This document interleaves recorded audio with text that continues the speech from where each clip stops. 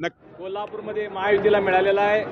मी कोल्हापूरच्या सर्व नागरिकांचं महायुतीच्या वतीनं मनपूर्वक अभिनंदन करतो, आभार व्यक्त करतो की त्यांनी महायुतीच्या आम्ही सगळ्या मंडळींनी महायुतीची जी भूमिका गेले महिनाभर लोकांच्यापर्यंत पाठवण्यासाठी पोहोचवण्यासाठी प्रचार प्रसार पदयात्रा रॅली या माध्यमातून आम्ही लोकांपर्यंत पोहोचलो।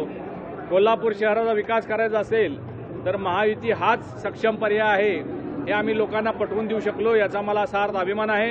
या महायुतीच्या सगळ्या यशामध्ये सन्माननीय उच्च तंत्र शिक्षण मंत्री चंद्रकांत दादा पाटील, त्याचबरोबर महाराष्ट्राचे आरोग्यमंत्री हसनजी मुश्रीफ साहेब, दुसरे आरोग्यमंत्री आणि कोल्हापूर जिल्ह्याचे पालकमंत्री प्रकाशरावजी आंबेडकर साहेब, सन्माननीय आमदार राजेशजी क्षीरसागर, सन्माननीय आमदार अमल महाडिक, भारतीय जनता पार्टीचे महेश जाधव, विजय जाधव, राष्ट्रवादीचे अंतिल फरास, शिवसेनेचे सुजित चव्हाण, या सगळ्या मंडळींनी आणि महिलांनी सुद्धा युवकांनी मोठ्या प्रमाणात या सगळ्या प्रचारामध्ये सहभाग घेतला आणि कोल्हापूरचे प्रलंबित असलेले प्रश्न आम्ही सोडवू शकतो, राज्यात आमचं सरकार आहे, केंद्रात आमचं सरकार आहे हे आम्ही लोकांना पटवून देऊ शकलो आणि त्यामुळं अभूतपूर्व असं यश, अजून 2 प्रभागाचा निकाल यायचा आहे परंतु महायुती सत्ता स्थापन करू शकते एवढी संख्या आमची घोषित झालेली आहे।